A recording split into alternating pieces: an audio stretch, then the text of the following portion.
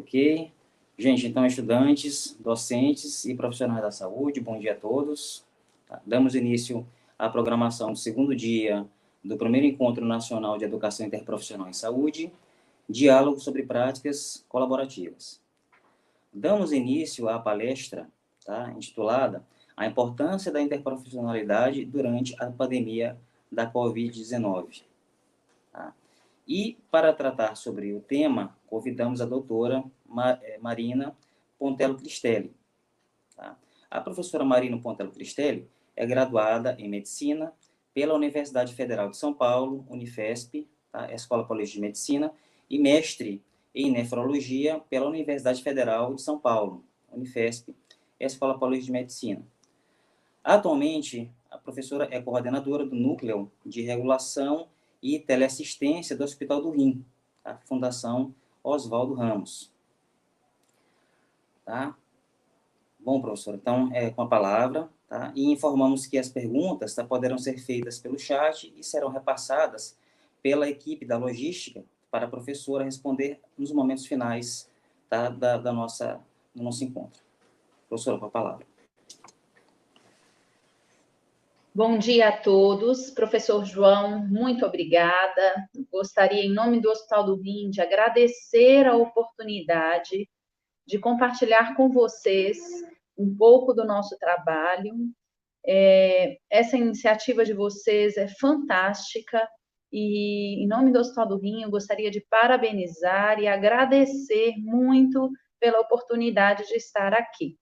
Espero que nos próximos minutos eu consiga transmitir um pouco da importância da interprofissionalidade durante a pandemia. E eu estou aberta para perguntas e comentários e para posteriores interações. Por favor, se a Beatriz puder projetar o primeiro slide.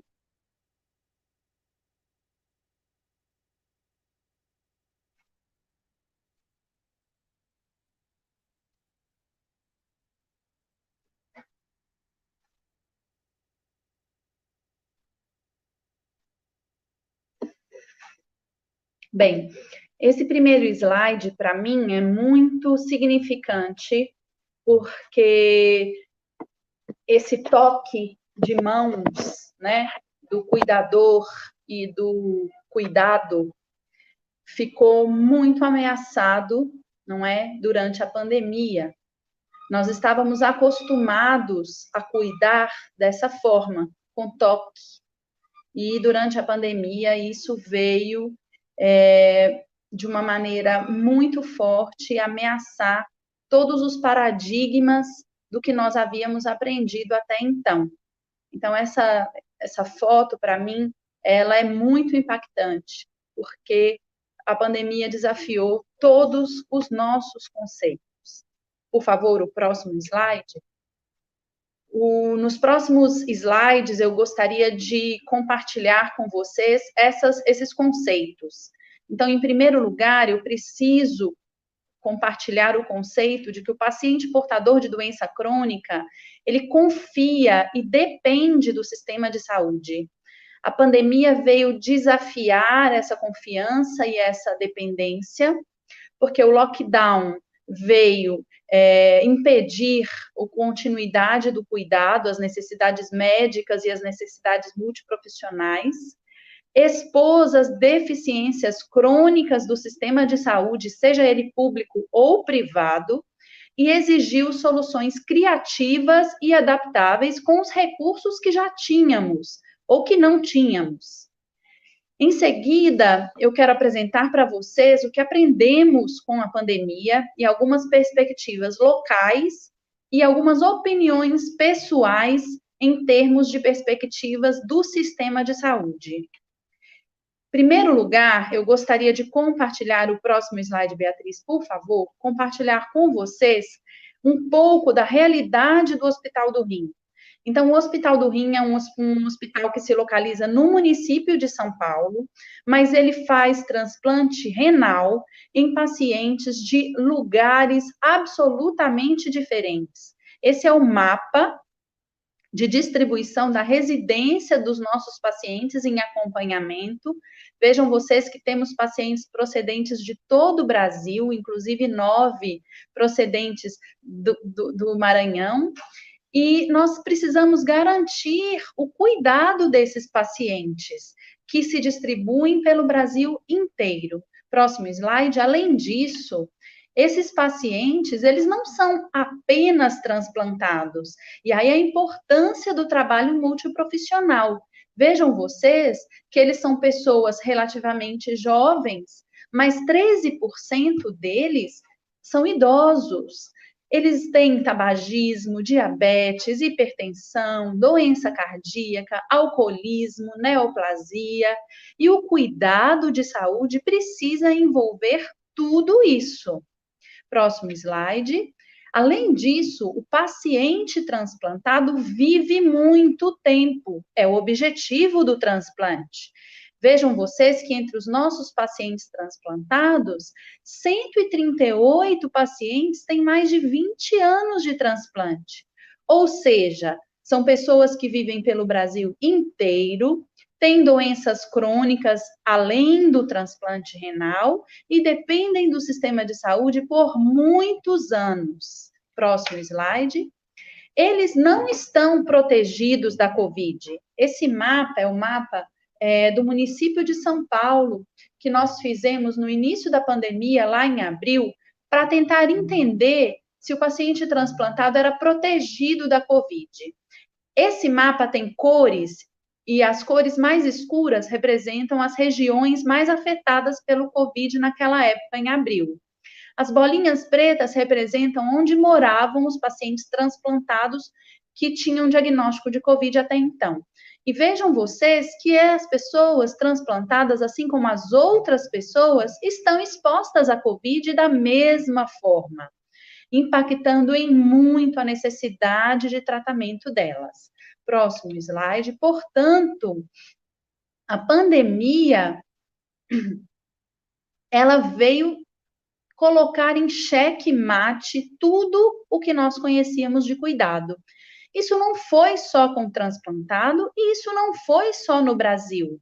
Aqui eu trouxe algumas manchetes da imprensa leiga, colocando os medos em relação ao tratamento do HIV, em relação ao problema da saúde pública na Inglaterra e no Brasil também. Não podia ser diferente. Próximo slide. E aí? Como garantir o cuidado do paciente? Eu já expliquei quem é o paciente. E como garantir o cuidado dele durante a pandemia? Como é que nós estávamos no início da pandemia? Nós somos um hospital SUS, nós não somos orçamentados, nós dependemos da nossa produção de transplante para sobreviver. Fazer teleassistência não existia e não existe orçamento específico, e em até abril não existia nem regulamentação. Além disso, fazer telemedicina, teleassistência com os nossos pacientes é um desafio enorme. Nós temos pacientes que são engenheiros, fisioterapeutas com smartphone, mas nós temos pacientes que vivem no interior de Minas Gerais, com acesso a um telefone que não é dele e que não tem internet. E, além disso, nós temos pacientes pós-graduados que se cuidam, que se conhecem, mas nós temos pessoas em vulnerabilidade social, alcoolistas ou drogaditos, que, fora da pandemia, já não são aderentes ao tratamento. Então, esse era o cenário. Próximo slide. E aí? E aí que nós optamos por ter soluções criativas e com os recursos que nós já tínhamos. E a proposta foi: vamos garantir o cuidado do paciente onde ele estiver. O primeiro desafio foi montar a equipe. Veja, nós não tínhamos orçamento para essa teleassistência, nós não tínhamos pessoal sobrando, assim, para contratar, mas nós tínhamos profissionais, por exemplo, ou que eram idosos, ou que estavam gestantes, e que continuar o atendimento presencial poderia ser arriscado para essas pessoas. E eram pessoas altamente capacitadas e comprometidas. Além disso, os próprios ambulatórios reduziram o atendimento presencial e os médicos, enfermeiros e pessoal do administrativo ficou ocioso desses ambulatórios. Tivemos também o entendimento que trazer os residentes e preceptores de nefrologia em geral poderia ser um aprendizado dos dois lados. E então, com essa equipe tão diferente, nós determinamos que seria necessário o treinamento e a padronização do discurso para que pudéssemos falar com o paciente a mesma língua, com o orçamento curto e com o pessoal diferente. Próximo slide. Como nós não tínhamos orçamento e como a nossa equipe era reduzida, frente à pandemia que estava se desenhando absurda, nós precisamos definir prioridades de trabalho. Quais foram as prioridades? Uma vez que nós tínhamos, pela imprensa leiga, o mapa das regiões mais acometidas pela Covid, nós dedicamos a fazer a busca ativa dos casos entre transplantados nas regiões onde tinha mais Covid. E, além disso, nós criamos um sistema de agendamento em sistema de informática, e os pacientes que tinham algum sintoma respiratório, qualquer profissional que identificasse esse paciente podia colocar o nome desse paciente na agenda da teleassistência e nós fazíamos o telefone ou programávamos uma visita para fazer o acompanhamento desse paciente. Próximo slide. Nós tínhamos certeza de que o paciente precisava saber exatamente como falar com o Hospital do Rim. E nós também entendemos que era preciso melhorar o jeito que o Hospital do Rim falava com o paciente. Então, nós utilizamos todas as redes sociais disponíveis, nós enviamos mensagens de texto aos pacientes diariamente. Por que mensagem de texto? Porque nós fizemos uma avaliação e 95% dos pacientes tinham celular que recebia mensagem de texto e não dependia de internet. E também usamos as contas institucionais de WhatsApp institucional para comunicar com aqueles que tinham smartphone e internet.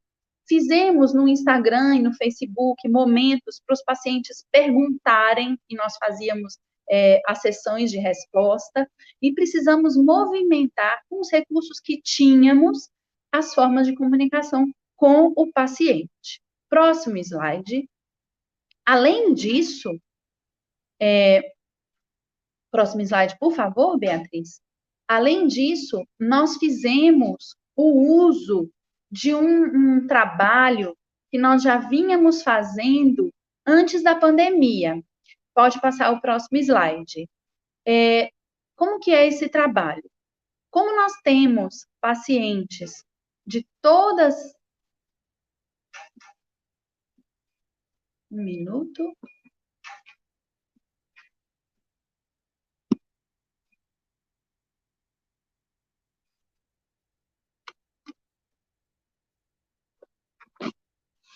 Vocês estão me ouvindo?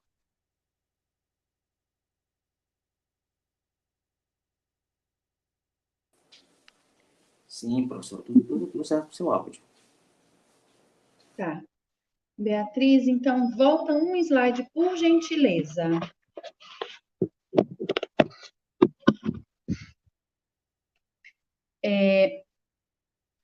Como eu disse para vocês, os pacientes, eles são de todas as partes do Brasil.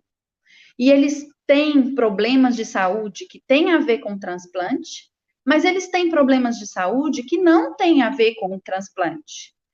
Então, desde o ano passado, e isso não tinha nada a ver com a pandemia, o que nós começamos a fazer? nós fizemos o mapeamento de todas as unidades de saúde de cada um dos pacientes. Próximo slide. E nós fizemos, no prontuário do paciente, a identificação dessas unidades de saúde. Então, quando qualquer profissional abre o prontuário do paciente, no nosso centro, ele pode ver qual é o hospital de referência na cidade do paciente, qual é o UBS, qual é a clínica de diálise, e essa informação gera uma etiqueta e nós colamos no caderno que todo paciente transplantado tem, é um caderno, nós colamos essa etiqueta no caderno do paciente e educamos o paciente que, se ele tiver uma gripe, uma unha encravada, um sintoma leve, ele não precisa pegar um avião e vir para São Paulo. Ele vai até a UBS e entra em contato conosco e nós damos todo o suporte que ele precisar perto da casa dele, porque nós entendemos que a rede de cuidado integral do paciente precisa ser respeitada. Esse projeto começou no meio do ano passado. E, através desse projeto, nós fomos capazes de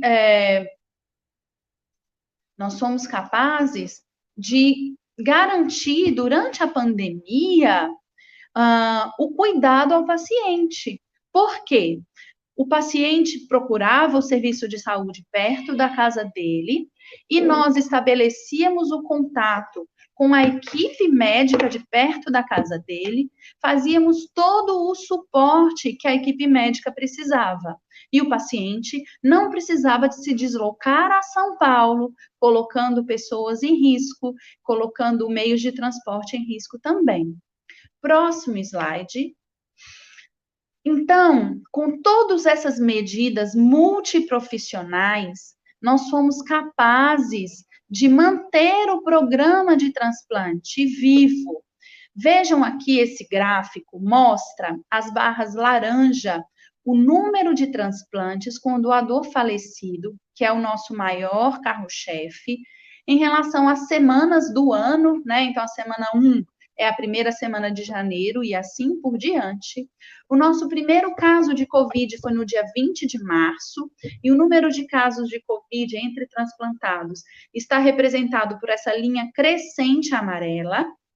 Nós decidimos suspender o transplante com doador vivo de propósito para proteger doador e receptor, e nós conseguimos manter os transplantes com doador falecido para não sobrecarregar o sistema de diálise, para não sobrecarregar a lista de espera e para não haver um colapso do sistema de saúde. Próximo slide. Com o sistema de teleatendimento, até o mês de agosto, esses números são do mês de agosto, nós fizemos mais de 900 atendimentos telefônicos. Hoje, eu já posso dizer que são mais de 2.000. Nós fizemos busca ativa de 300 pacientes em regiões mais acometidas. Nós fizemos contato com 173 hospitais e cuidamos dessas pessoas. E até agosto nós tínhamos 473 dos 11.000 pacientes com Covid, mas infelizmente no dia de hoje nós atingimos 702 pacientes com Covid. Desses 702 pacientes, apenas 76 se internaram aqui no Hospital do Rim. 255 foram cuidados em casa, sem necessidade de internação, com a ajuda das UBSs, dos sistemas perto da casa dessas pessoas. E mais de 200 pessoas ficaram internadas em outros hospitais pelo Brasil, e nós conseguimos, junto com as equipes, manter a continuidade do cuidado.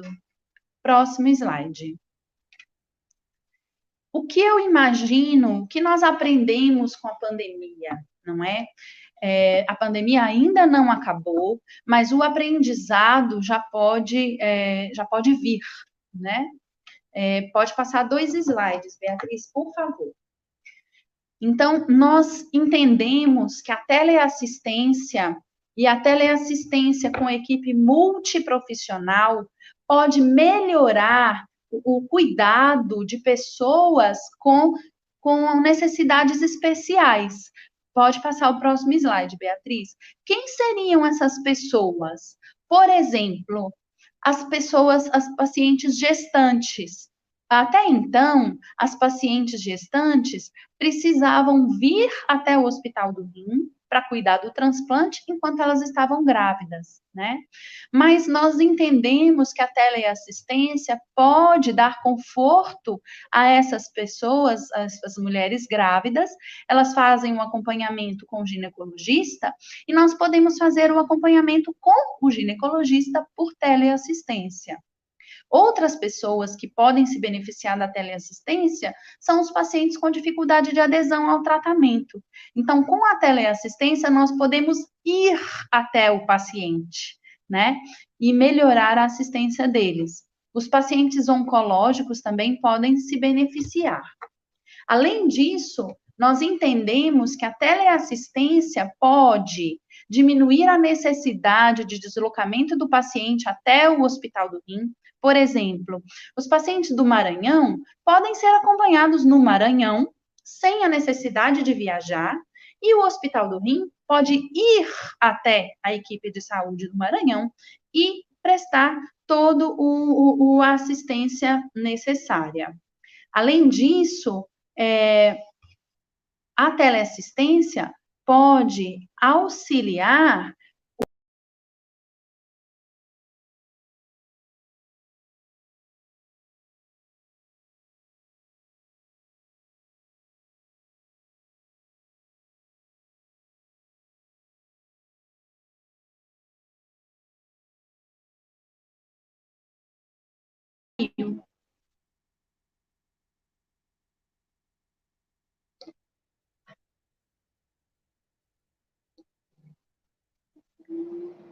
Vocês estão me ouvindo? Sim, professor. Tá bom. Além disso, nós podemos, então, fazer uma consultoria com as equipes de outros estados, de outras cidades, trazendo maior conforto para o paciente e para a sua família. E, claro, a gente precisa pensar em custo, trazendo maior economia para o sistema de saúde. Esses pacientes, eles custam ao sistema de saúde um dinheiro de deslocamento e hospedagem que poderia ser investido no local do paciente, que poderia ser investido com o cuidado da rede primária, por exemplo. Próximo slide. E por fim, em termos locais, né, nós estamos planejando, então, usar a teleassistência para questões locais. Às vezes o paciente precisa vir a São Paulo para trocar uma receita, para pegar um laudo. Então, isso nós já estamos implantando, nós já implantamos com a teleassistência o envio de documentos de forma segura, de forma que respeite a Lei Geral de Proteção de Dados, mas nós já implantamos essas melhorias, isso foi graças à pandemia. Agora eu queria mostrar no último slide para vocês uma opinião pessoal do como que a pandemia, o último slide, pode passar, Beatriz, como que a pandemia pode melhorar, né, pode trazer benefícios para melhorar o sistema de saúde como um todo, né? E aí é muito de opinião pessoal mesmo. Então, o último slide, na minha opinião, né, os sistemas tecnológicos de tecnologia de informação, eles podem proporcionar o cadastro único, né, o registro único do paciente, né? Na minha opinião, também, o aprendizado com a pandemia pode trazer benefícios, pode pular para o último slide, Beatriz. O aprendizado com a pandemia pode trazer por fim, né, a implementação da estratégia de saúde da família em todas as UBSs, né? O agente comunitário de saúde teve um papel fundamental e tem um papel fundamental, ainda mais na pandemia, porque o agente comunitário de saúde é uma pessoa da comunidade, né, que tem autorização para entrar na casa do paciente, conhece o paciente e sua família, conhece a vulnerabilidade social dele, né? Também, na minha opinião, a pandemia pode trazer a melhoria da gente implantar um prontuário eletrônico único, que converse em todos os níveis de assistência. Isso é muito utópico, mas eu acredito que isso é possível. Muito importante também melhorar os núcleos internos de regulação nas unidades hospitalares. Durante a pandemia, uma das maiores dificuldades que nós tivemos foi de conversar com os hospitais. Quando o hospital tem um núcleo de regulação e referência forte, ficou muito mais fácil. Além disso, nós podemos melhorar as plataformas de regulação dos serviços de saúde e eliminar de uma vez por todas o excesso de papel desnecessário. Por exemplo, eu não sei se você sabe, mas todo paciente que precisa pegar medicações de alto custo gera várias toneladas, não é, de papel, e esse papel fica armazenado por tempo indeterminado. O custo para armazenar esse papel é imenso, sobrecarrega o sistema de saúde, e esse dinheiro, com certeza, poderia ser usado para melhorar a assistência. Então, com isso, eu agradeço a vocês, essas são as ideias, esse é o nosso trabalho que nós fizemos durante a pandemia e vamos continuar, né? E eu gostaria agora de estar super à disposição para responder as perguntas e o que vocês tiverem de questionamentos. Agradeço muito mais uma vez.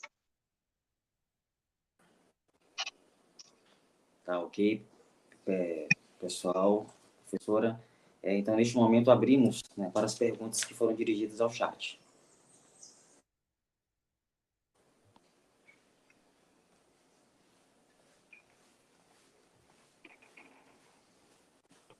Então, a primeira pergunta, do Carlos Amorim. Tá, doutora Marina, durante a pandemia, vocês fizeram algum trabalho de controle e suporte de saúde mental da equipe de vocês no hospital? Bom dia, Carlos. Em primeiro lugar, um prazer, é sempre um prazer estar com você e com sua equipe. Nosso trabalho junto já data de muitos anos, e você é uma pessoa excepcional, dona de um dinamismo incrível. E sim, essa pergunta é muito importante. Durante a pandemia, principalmente inicialmente, o medo, né? Foi assim, um sentimento muito importante. E nós tomamos algumas medidas, né? Sim, a equipe de psicologia se disponibilizou prontamente para o suporte ao colaborador e ao paciente também. E nós fizemos questão de, diariamente, o nosso hospital é um hospital pequeno, o nosso hospital é um hospital que tem 11 andares apenas, né? É um hospital vertical, é um hospital enxuto, assim, não é um hospital geral, né? Então, nós tivemos essa vantagem. Nós temos poucas unidades anexas, nós temos 3 unidades externas só. Então, além do suporte psicológico, nós temos, né, um comitê de crise. Esse comitê de crise inicialmente se reunia todos os dias, inclusive sábado e domingo, mas e o que acontecia, né? E acontece todas as reuniões, então, todos os dias o comitê de crise se reunia, o comitê de crise atualizava as informações e as medidas, e todos os dias, depois dessa reunião, essa reunião começava às 7h30 da manhã e terminava às 8 da manhã, e todos os dias, um de nós descia em cada um dos andares, e depois nos outros turnos nós descíamos de novo, e descia porque a reunião era no 11º andar, mas depois mudou para o primeiro, nós subíamos, e nós fizemos questão de comunicar a todos os colaboradores, por todos os meios disponíveis, cada movimento da instituição. Então, isso também foi muito importante. A medicina do trabalho, a enfermagem, a medicina do trabalho tiveram um papel fundamental nisso. Foi criado o grupo de WhatsApp, Google Forms, para movimentar as dúvidas, as angústias dos colaboradores. Nós fizemos questão de providenciar equipamento de proteção individual para todos os colaboradores, de forma, assim, irrestrita. Então, além do suporte psicológico, nós fizemos suporte de informação do que estava acontecendo, né? E do que estava acontecendo no Brasil, do que estava acontecendo no mundo. Se eles tinham alguma dúvida, eles podiam tirar com a gente imediatamente, em tempo real. Todos aqueles mitos, aquelas coisas, né? Aqueles tratamentos milagrosos. Então, todos os colaboradores puderam conversar sobre pandemia com pessoas realmente preocupadas em responder de forma confiável. Então, além do suporte psicológico, teve o suporte da informação, que eu acho essencial.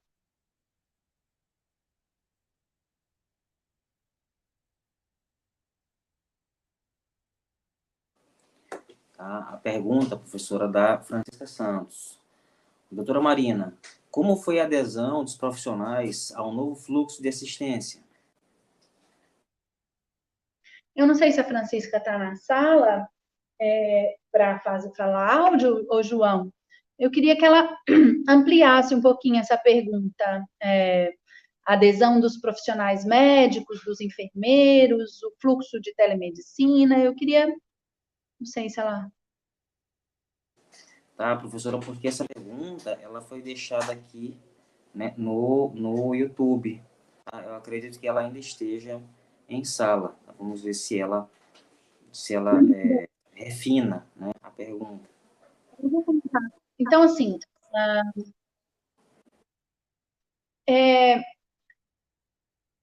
no início, né, existia o medo do que ia acontecer, né, a insegurança e tudo mais. Agora, de verdade, o novo fluxo de atendimento, tanto do paciente com sintomas respiratórios que nós mudamos, né, para proteger o paciente e a equipe, a adesão foi fantástica, assim. Muito porque eu acredito que nós fizemos questão de explicar o porquê, explicar como, trazer a equipe para perto, né? Oi, Francisca, de toda a equipe. Sim, a adesão, Francisca, foi fantástica, porque as pessoas, elas entenderam o propósito do fluxo, né, Francisca? Então, assim, todos nós, profissionais da saúde, estávamos preocupados em garantir primeiro a nossa proteção pessoal e garantir a proteção do paciente. Portanto, o novo fluxo de assistência, ele foi perfeito para garantir isso tudo. Então, enfermagem, médicos, pessoal administrativo, realmente compraram a causa, aderiram à causa. Nós não tivemos nenhum problema com isso. Mas, volto a dizer, a comunicação com toda a equipe, né, não foi através de e-mail, não foi através de comunicação interna, foi corpo a corpo a comunicação. Então, isso fez toda a diferença, na minha opinião.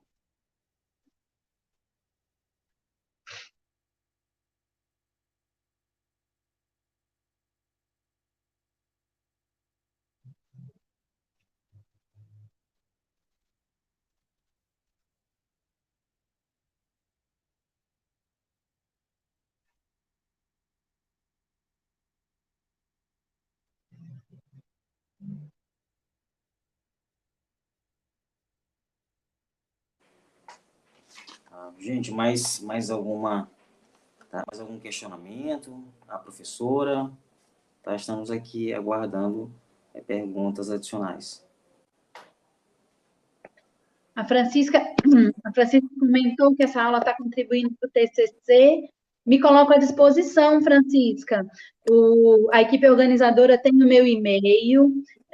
Me coloco à disposição para contribuir com o que você precisar, viu? De verdade. O Carlos sabe que a gente gosta muito de trabalhar em equipe.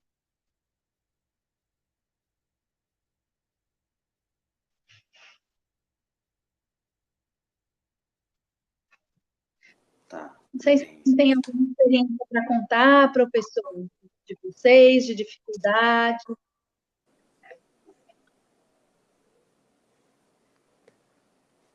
Ok.